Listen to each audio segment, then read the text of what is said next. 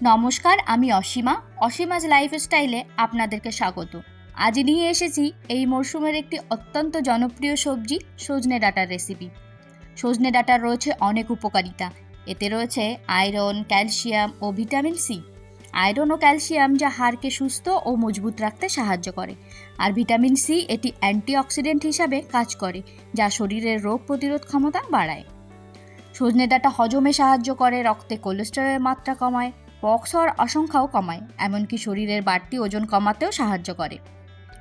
অনেকেই হয়তো পছন্দ করেন না সজনে ডাঁটা, তবে একবার এইভাবে বানিয়ে দেখবেন, অবশ্যই ভালো লাগবে। প্রথমেই কড়াই গরম হলে সর্ষের তেল দিয়ে তেজপাতা আর গোটা জিরে ফোড়ন দেব। তারপর আগে থেকে কেটে রাখা আলু দিয়ে একটু নেড়েচেড়ে আগে থেকে কেটে ধুয়ে রাখা সজনে ডাঁটাগুলো দিয়ে দেব।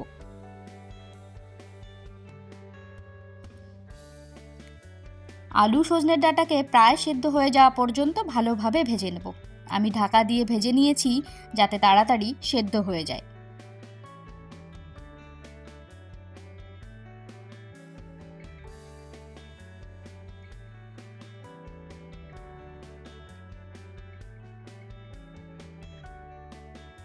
এবার নুন ও হলুদ দিয়ে ভালোভাবে মিশিয়ে নেব। আগে থেকে সর্ষে, পোস্ত, কাঁচা লঙ্কা একসঙ্গে বেটে রেখেছিলাম, সেটা দিয়ে দেব। পোস্তের দাম যা আকাশ ছোঁয়া, তাই আমি সর্ষের তুলনায় পোস্তর পরিমাণ কম নিয়েছি।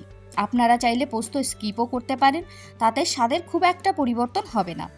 সর্ষে পোস্ত বাটা দিয়ে বেশি সময় কষাবো না, অল্প নেড়েচেড়েই জল দিয়ে দেব। সর্ষে বাটা বেশি কষালে তেতো হয়ে যাওয়ার ভয় থাকে। আমি গরম জল দিয়েছি। যে কোনো রান্নায় গরম জল ব্যবহার করলেই ভালো হয়। খুব বেশি জল দেওয়ার প্রয়োজন নেই, কারণ সবজি তো আগের থেকেই প্রায় সেদ্ধ হয়ে আছে। জল ফুটে উঠলে ঢাকা দিয়ে দেব।